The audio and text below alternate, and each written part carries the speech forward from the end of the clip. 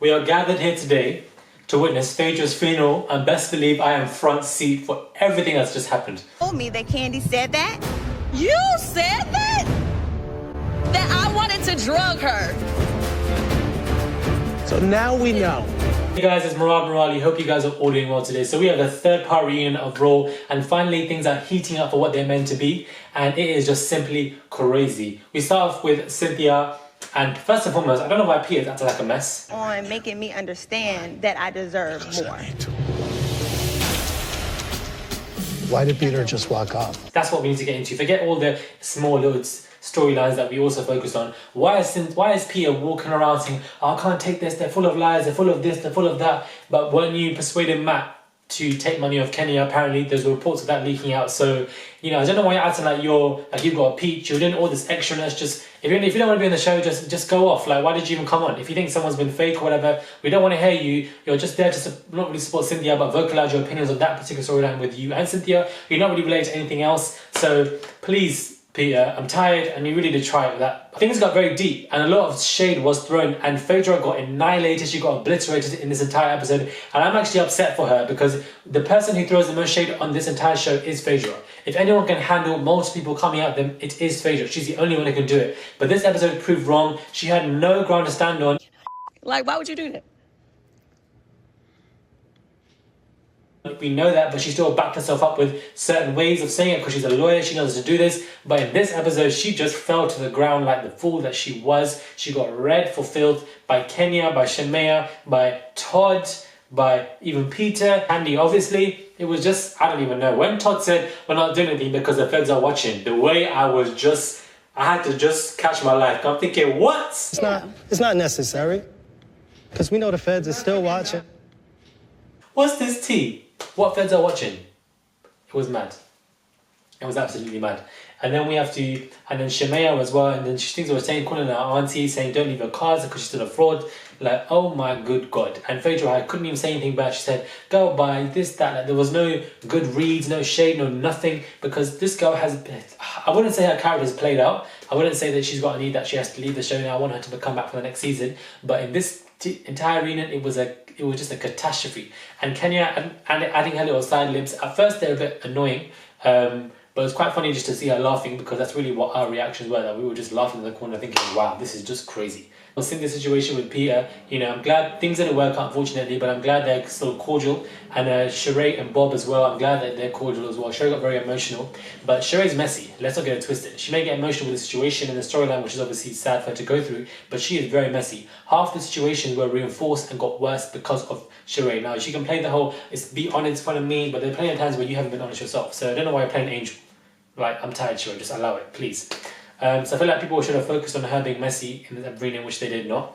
Candy telling the truth. She just was spilling the truth. The only person there who actually has a husband now on the entire show, which is quite sad to see that everybody else doesn't, which is such a shame. Kind of like the whole Phaedra and Apollo when they were together on the show together, just come for people on the reunion. It was kind of nice to see that. That's not going to happen. Phaedra's on her own. And the way Peter Red came for Phaedra, I was like, what? Phaedra, speak up. Like, come on. Like, I wanted her to just say something, but she didn't. She was just caught.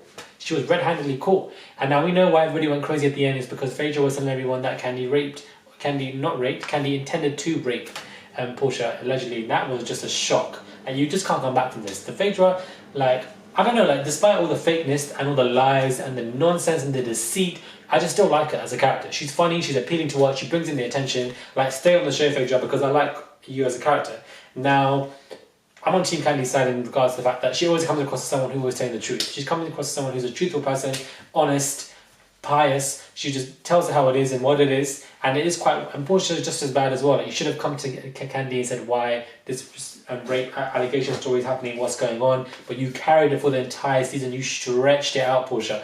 It's very irritating to watch. So in the first part reunion, I feel like Portia kind of carried herself through. Second part, Phaedra carried herself through. This is the third time. I feel like this has just been a double gang on Phaedra. This is basically what it is. It's basically the beginning of Phaedra's funeral. We are all gathered, we are present here today to witness Phaedra's funeral. And this was the first setting part. The second part is when she will be now buried into the casket, and the mud and dirt will be thrown on top of her and will just bury her for this entire season because everybody now washes their hands because not one person can defend Phaedra because you cannot defend this callous behaviour at all. The funniest thing on that show was, listen, let me tell you something, Portia and Kenya have never gone along since day one. What was hilarious when these two were telling each other to shut the hell up. Oh, well, we're not talking. I can't even. Don't tell me to shut the hell up. Don't be disrespectful. It's not even about. Oh, really? Yeah, your anger management is. No, I'm not gonna shut up, Portia. Shut up. Thank I'm you. not. I'm still talking. And Portia kind of read Kenya for filth there, and Kenya got upset, she got petty. But when Portia was like, shut up, I was laughing my head off because it was like two little sisters just arguing over nonsense for no reason. It was absolutely hilarious. You attention? Call Matt. Listen, Shamia's trouble. I told you this guy is character assassinating Phaedra. Be careful, girl. Don't leave your credit cards or your license around. You know she's into fraudulent activity. Girl, you need to stop lying, honey. Able to the left. Stop using Groupons for your plastic surgery. Stop. Please be quiet. Come on, y'all. And she was just coming in, dropping all these shade, these jabs, calling her auntie constantly. And Phaedra didn't know what to do. She couldn't come back. She couldn't come back to them because I think it was one of the cases where she just had nothing to say. She had no ammunition. And if you watch the entire episode, Phaedra's body language speaks volumes. Even when they weren't even talking about this particular problem and talking about Cynthia or Sheree, Phaedra was not even facing Candy because she was trying to, that kind of body language shows she's just not interested. She's trying to avoid something, she's hiding something, and it was revealed. So if you look at the body language of particular people like Phaedra, it's very interesting to see how they're reacting when they're not even being vocal. Portia and Candy getting into it, and like, they don't really have a step. I think this is a step of advantage when it comes to attempting to justify their actions. Portia really has tried it in this episode. You foolish shit. And read all about it. Google my ass. And it's there. Yeah, and so there is yours. amongst So plenty is of others. yours. In this entire season, Phaedra, so have you, but I want you back next season. I'm not really checking for Portia, but I want you back, Phaedra. Candy was on some high horse in a good manner because she had every right to be. The people that are coming towards her for no reason, it is a bit of a shame as to how they've attempted to come for her. And what I like about Candy is that she's very truthful. You can't like present a scene in past seasons or episodes where she's been a bit fake or not, because that really hasn't happened. And Portia was going in with this whole Marvin and all this kind of nonsense when that scene happened ages ago, and that was presented, and Todd was just like, I feel like he wasn't afraid. He was like, the further still watching and all this kind of nonsense, and I was just like, wow.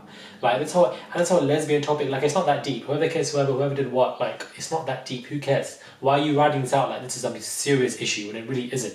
But the underlying key theme, I don't even know what the underlying key theme is. There's so many different types of themes: fraud, dishonesty, madness. You having sex with them both? No, because that's how your mind works. You think other people can have genuine friendships without smashing them?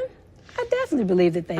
Death, because people are dying on the show, and it really was people that the person who's the people who's texting me, man. The people who were shining on this show were Miss Candy Bruce. You just came through.